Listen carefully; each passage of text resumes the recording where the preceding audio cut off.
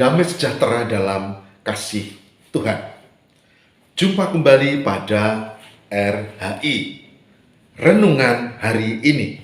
RHI, Renungan Hari Ini bersama saya Pendeta Lukas Eko Sukoco dari Padepokan Diakonia Mitra Kinasih GKJ Purworejo.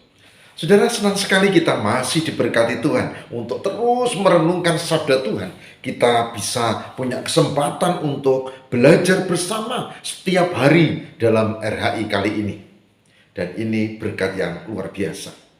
Kenapa? Saudara, pada minggu-minggu ini ada beberapa sahabat warga GKJ Purworejo yang berpulang. Ada yang karena COVID, ada yang karena penyakit-penyakit kronis lainnya, dan menimbulkan luka.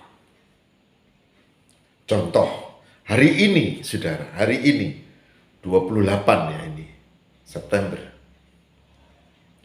Sahabat kami, warga, seorang ibu yang sudah kehilangan suami, meninggal kurang lebih 3 tahun lalu, dan dia punya 2 anak yang sudah mulai bekerja, ada yang masih belajar, masih kuliah. Dan ibu ini gigih luar biasa. Pagi sekali, jam 3, jam 4, dia sudah di pasar. Dia beli untuk dagangan, kemudian dia jualan keliling. Biasanya sampai siang, bahkan sore kadang. Kegigihannya luar biasa. Saya sering ketemu karena kami berjumpa di pasar pagi Suronegara. Saya menyebutnya Bu atau kadang Mbak Yuli. Saudara, setelah suaminya meninggal, dia harus meneruskan untuk membiayai anak-anaknya. Dan kemudian dia kena CA, kanker.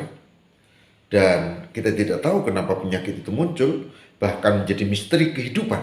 Dan hari ini dia dipanggil Tuhan, meninggalkan 2 anak, laki dan perempuan yang belum mentas.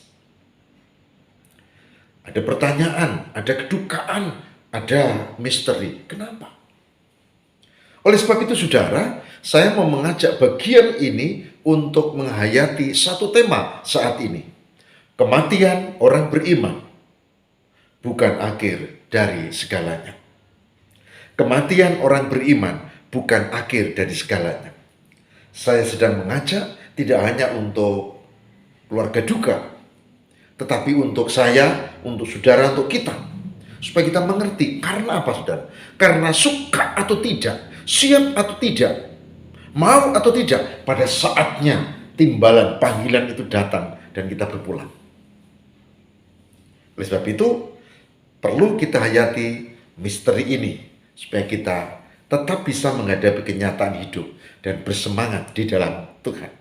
Ingat, kematian orang beriman bukan akhir dari segalanya. Kita bersama membuka firman Tuhan berikut ini. Saya mengajak kita membuka, saudara-saudara, 1 Tesalonika pasal 4. 1 Tesalonika pasal 4 ayat 13 dan 14. Saya ulangi, 1 Tesalonika 4 ayat 13 dan 14, yang demikian sabda Tuhan. Selanjutnya kami tidak mau, saudara-saudara, bahwa kamu tidak mengetahui tentang mereka yang meninggal,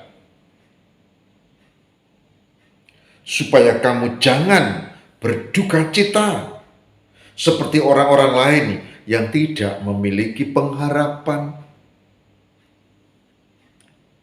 Karena jikalau kita percaya bahwa Yesus telah mati dan telah bangkit, maka kita percaya juga bahwa mereka yang telah meninggal di dalam Yesus akan dikumpulkan Allah bersama-sama dengan Dia. Perhatikan ayat yang 14, saya ulang ya. Karena jikalau kita percaya bahwa Yesus telah mati dan telah bangkit maka kita percaya juga bahwa mereka yang telah meninggal di dalam Yesus akan dikumpulkan Allah bersama-sama dengan Dia. Demikian firman Tuhan. Yang berbahagia barang siapa mendengarkan firman Tuhan dan memelihara dalam kehidupan setiap hari. Puji Tuhan, saudara. Saudara, kematian, meninggal dunia adalah realitas yang tidak bisa disingkiri. Itu kodrat utama yang tak bisa disingkiri.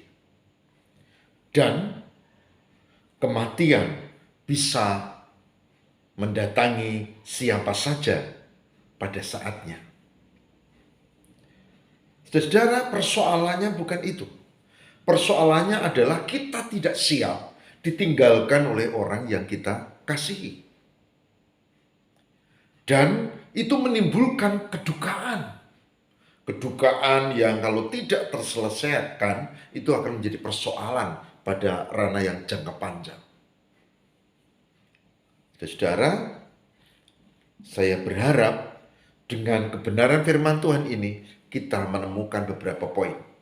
Yang pertama, kami tidak mau saudara bahwa kamu tidak mengerti tentang mereka yang meninggal dan jangan kamu berduka cita seperti orang lain. Poin pertama adalah realitas meninggal itu yes. Saudara, saya, kita, orang-orang yang kita cintai, entah dengan cara apa, pada saatnya akan meninggal dunia. Itu fakta. 2, jangan berduka cita, itu tentang perspektif, tentang menyikapi bagaimana meninggal dunia. Saya terkesan dengan seorang sahabat yang menikah baru beberapa bulan dan belum atau tidak dikaruniai anak. Lalu pasangannya meninggal dunia. Nah, dia menghayati bahwa kalau memang Tuhan mengambilnya, berarti dialah satu-satunya pasanganku seumur hidupku. Maka dia berjanji untuk tidak menikah lagi. Itu tidak masalah. Karena itu keputusan pribadi. Ya, tapi yang menjadi pergumulan adalah apakah kedukaannya selesai? Apakah itu muncul karena dia masih terus berduka? Atau dia sudah menerima bahwa pasangannya sudah tak ada tapi di dunia, tapi dia merasa bahwa dia masih punya ikatan dan dia punya semangat hidup untuk meneruskan cita-cita yang pernah mereka rancang. Ada 2, tetap semangat atau mengalami kedukaan. Dan itu yang tahu yang bersangkutan, bukan saya. Kita menilai boleh-boleh saja, tapi sebetulnya itu sekedar menilai. Saudara, yang penting adalah poin pertama, realitas meninggal dunia itu ya. Dan yang kedua adalah tidak hanyut dalam duka cita. Tidak mudah. Saya pernah kehilangan orang-orang yang saya cintai. Ya, bapak, ibu, sahabat karib beberapa. Dan kepedihan, kedukaan itu tidak serta-merta hilang. Ada proses yang harus dilalui. Tapi catatan yang kedua ini penting, supaya kita tidak seperti orang-orang lain yang tidak punya pengharapan. Kata 13 ya, 1 Tesalonika 4 ayat 13. Tidak punya pengharapan. Poin yang ketiga adalah tandasan di ayat 14.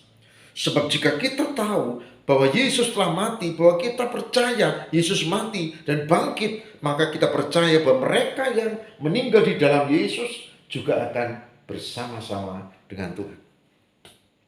Saudara, ketika saya baca ini, saya kira semua kita yakin ya bahwa orang yang meninggal di dalam Tuhan itu ya pasti dikumpulkan gitu ya bersama dengan Dia. Yang menjadi misteri apakah memang benar dia dikumpulkan seperti kisah Lazarus yang miskin, di mana dia satu tempat dengan Bapak Abraham, ya. Atau di dalam kisah yang sama yang dikiranya orang yang baik, tidak pernah merugikan orang lain, tapi ternyata dia tidak bersama Abraham, tapi di tempat yang mengerikan, yang penuh penderitaan. Kadang-kadang kita yang masih hidup berpikir, ini sebetulnya kemana? Oke, kematian itu fakta. Iya, kita tahu tidak boleh berduka. Tapi yang ketiga adalah, apakah memang termasuk yang dikumpulkan dengan dia? Yaitu orang-orang yang percaya. Saudara, ayat ini menurut saya menjadi lebih tegas. Barang siapa yang percaya Yesus mati dan bangkit, artinya Yesus bukan nabi saja, tapi Mesias. Sebab apa? Sebab nabi mati mati, kuburannya malah ono. Nabi tidak mungkin mati dan bangkit lagi. Nah, oleh sebab itu orang yang menganggap Yesus nabi, dia menyangkal. Tapi akhirnya toh mengakui bahwa Yesus itu terangkat di surga dan tidak pernah mati. Berarti dia bukan sekedar nabi, karena nabi itu yang lain ya meninggal. Bahkan ada kuburannya.